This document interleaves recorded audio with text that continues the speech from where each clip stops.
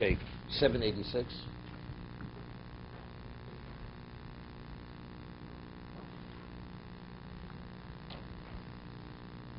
He explained that abstinence is something you desire, and you deny yourself something that you can have, you choose not to have it. You know, the Gemara tells over a story that Abishag, the governor Melech, when he was old, he was very cold. So they found the most beautiful woman, and he didn't marry her, and only body warmth was able to keep him warm, and she would lie with him, and he never cohabited with her. So she said to him, why don't you marry me?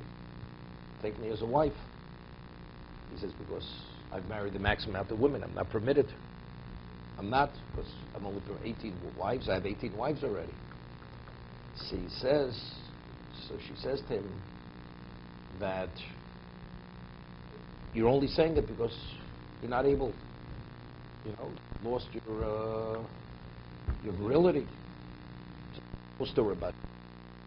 Or it says, uses a term, it's not achbara ganvo, but it's chura ganvo. A mouse is not the thief, it's the hole's the thief. You understand? If a mouse doesn't have a way to escape to it, the mouse doesn't steal the cheese. You understand?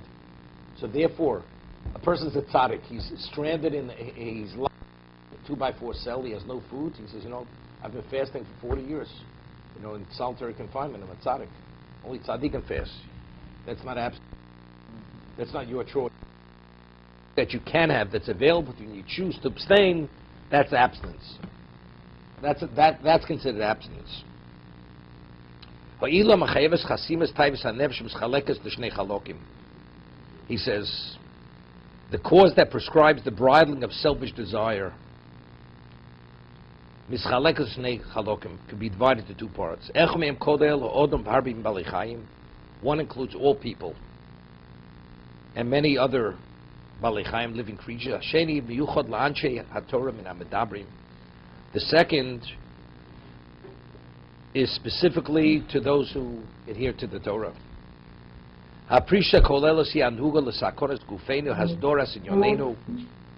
The general concept of abstinence, which includes all humanity, is what's beneficial for our physicality and for our function. To range, he says, improve our welfare. He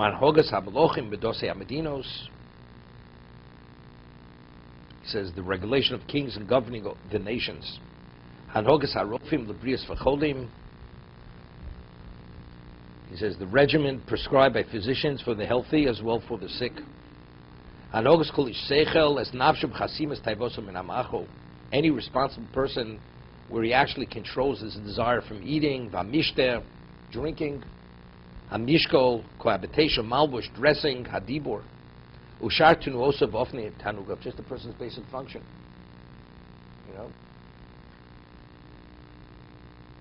Somebody once had a partner. He had a lot of money. So he bought himself a $25,000 suit. Something he never had before in his life. That's something he always wanted to wear.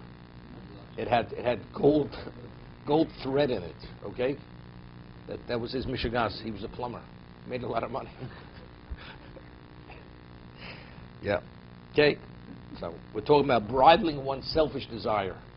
So as a human being, you live responsibly. I mean, that the man had a desire for that is a question. Why? You want a second portion, a third portion. You want to drink, whatever it may be. Cohabitation. He says malbush. People dress in a certain way. What dibur, speaking, refraining from saying things. Joseph ofni tanugov, areas of pleasure. What would you say, Rabbi, that in super luxury items, one needs a car, one can buy a VW, but then there's a Bentley.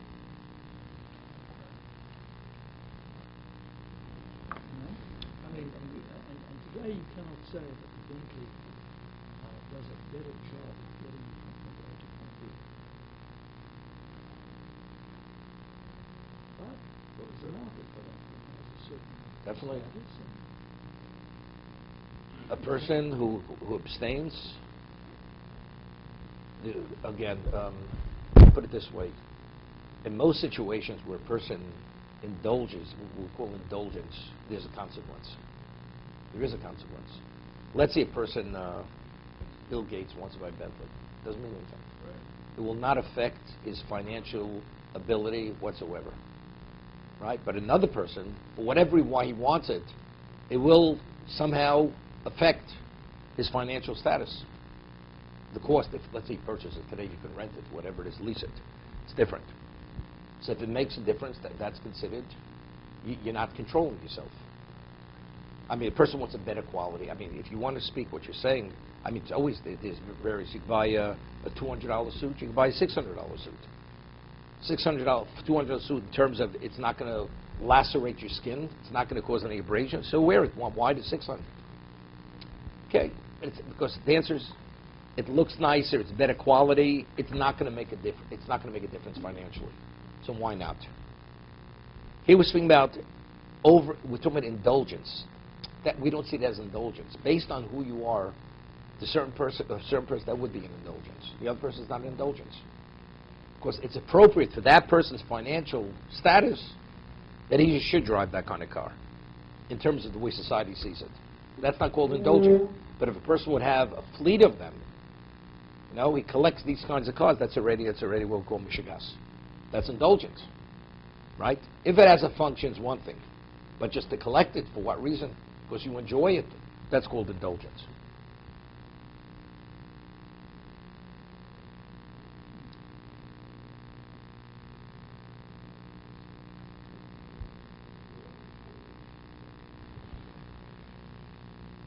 people collect cars. So, the question is, why do you collect it? If a person collects cars for investment, that's one thing. But yeah, okay, but people don't. Very often it's more the fun than the investment. They're like art. Art is investment. Art is investment. That is investment. That really. So people who do that, it's also They also enjoy it. enjoy They enjoy it, no question, they enjoy it. They, But if it wouldn't have the value of the investment, I don't think they would do it. Yeah. It's also the pride. They can pride themselves. It's more than enjoyment. If they pride themselves, they have this collection.